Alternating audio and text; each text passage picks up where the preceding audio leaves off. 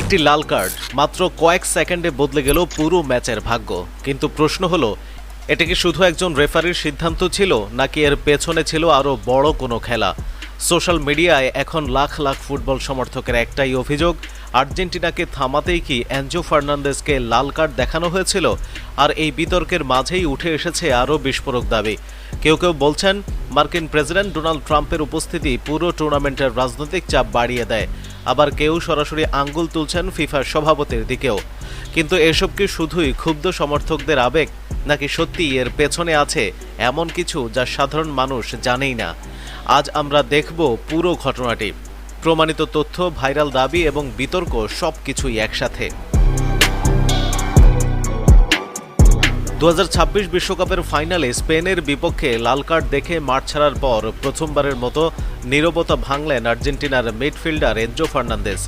সামাজিক যোগাযোগ মাধ্যমে দেওয়া এক আবেগঘন বার্তায় তিনি লেখেন, ফুটবলের আসল সৌন্দর্য শুধু ট্রফি জয় নয়, বরং দলের জন্য শেষ মুহূর্ত পর্যন্ত নিজের সর্বস্ব উজাড় করে দেওয়ার মধ্যেই নিহিত।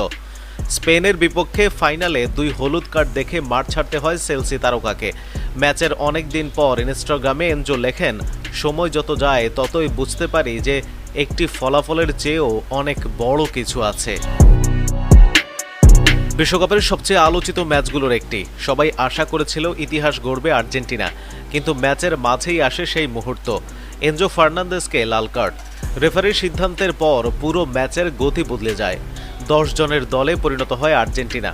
এরপর প্রতিপক্ষ ম্যাচের নিয়ন্ত্রণ নিয়ে নেয়। শেষ পর্যন্ত আর্জেন্টিনার স্বপ্ন ভেঙে যায়। এখান পর্যন্ত সবই ম্যাচের বাস্তব ঘটনা, কিন্তু এরপরই শুরু হয় আসল বিতর্ক। ম্যাচ শেষ হওয়ার কয়েক মিনিটের মধ্যেই সোশ্যাল মিডিয়া যেন বিস্ফোরিত হয়ে যায়। অনেক সমর্থক দাবি করতে শুরু করেন, এনজোর ট্যাকেল লাল কার্ডের মতো গুরুতর ছিল না। অনেকে প্রশ্ন তোলেন, ভিএআর কি যথাযথভাবে ব্যবহার করা হয়েছিল? একই ধরনের ফাউলে অন্য ম্যাচে কেন হলুদ কার্ড দেওয়া হয়েছে? তাহলে এখানে লাল কার্ড কেন? এরপরই শুরু হয় আরও বড় বিতর্ক। কিছু পোস্টে দাবি করা হয় বিশ্বকাপে রাজনৈতিক প্রভাব পড়েছে। ডোনাল্ড ট্রাম্পের উপস্থিতি এবং আন্তর্জাতিক রাজনীতির কারণে ফিফার উপর চাপ তৈরি হয়েছিল। এমনকি কেউ কেউ সরাসরি অভিযোগ করেন, ফিফা সভাপতির সিদ্ধান্ত কিংবা প্রভাবের কারণেই আর্জেন্টিনা ক্ষতিগ্রস্ত হয়েছে। অনেকেই প্রশ্ন করেন, ফুটবলের সঙ্গে ট্রাম্পের সম্পর্ক কি? আসলে বিশ্বকাপ চলাকালে ট্রাম্পের উপস্থিতি এবং বিভিন্ন রাজনৈতিক আলোচনার কারণে সামাজিক মাধ্যমে বিষয়টি নতুন মাত্রা পায়। এরপর কিছু ব্যবহারকারী দাবি করতে থাকেন, বিশ্বকাপ শুধুই ফুটবল নয়, এটি এখন আন্তর্জাতিক রাজনীতি এবং কূটনীতির একটি বড় মঞ্চ।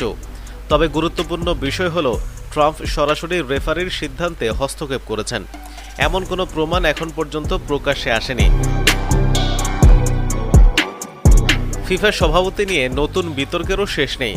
অনেক সমর্থকের অভিযোগ, বড় ম্যাচগুলোতে কখনো কখনো বিতর্কিত সিদ্ধান্ত ফুটবলের সৌন্দর্য নষ্ট করে। তাদের দাবি, ফিফার উচিত ছিল বিতর্কিত সিদ্ধান্তগুলো আরও স্বচ্ছভাবে ব্যাখ্যা করা। অন্যদিকে অনেক ফুটবল বিশ্লেষক আবার বলছেন, রেফারির মাঠে যে সিদ্ধান্ত নেন সেটি সম্পূর্ণ তার বিচার বিবেচনার বিষয়। ফিফা সভাপতি ব্যক্তিগতভাবে কোনো লাল কার্ড দেখান না, তাই অভিযোগ থাকলেও সেটিকে প্রমাণিত ঘটনা বলা যায় না। তাহলে প্রশ্ন থেকেই যায়, এনজো ফার্নান্দেজের লাল কার্ড কি শুধুই রেফারির ভুল সিদ্ধান্ত, নাকি সত্যি এর পেছনে ছিল বড় কোনো চাপ? বর্তমানে নিশ্চিতভাবেই বলা যায়, বিতর্ক আছে, অভিযোগ আছে, কিন্তু ষড়যন্ত্রের দাবির পক্ষে এখন পর্যন্ত প্রকাশ্য ও নির্ভরযোগ্য প্রমাণ নেই। তবুও এই ঘটনা ফুটবল ইতিহাসের অন্যতম আলোচিত বিতর্ক হয়ে থাকবে। এখন সিদ্ধান্ত আপনার। আপনি কি মনে করেন, এটা কি শুধুই ফুটবল, নাকি ফুটবলের আড়ালে আরও বড় কোনো খেলা চলছে? আপনার মতামত অবশ্যই কমেন্টে লিখুন। ভিডিওটি ভালো লাগলে লাইক দিন, বন্ধুদের সঙ্গে শেয়ার করুন এবং এমন আরও তথ্যভিত্তিক ফুটবল বিশ্লেষণ পেতে আমাদের চ্যানেলটি সাবস্ক্রাইব করতে ভুলবেন না।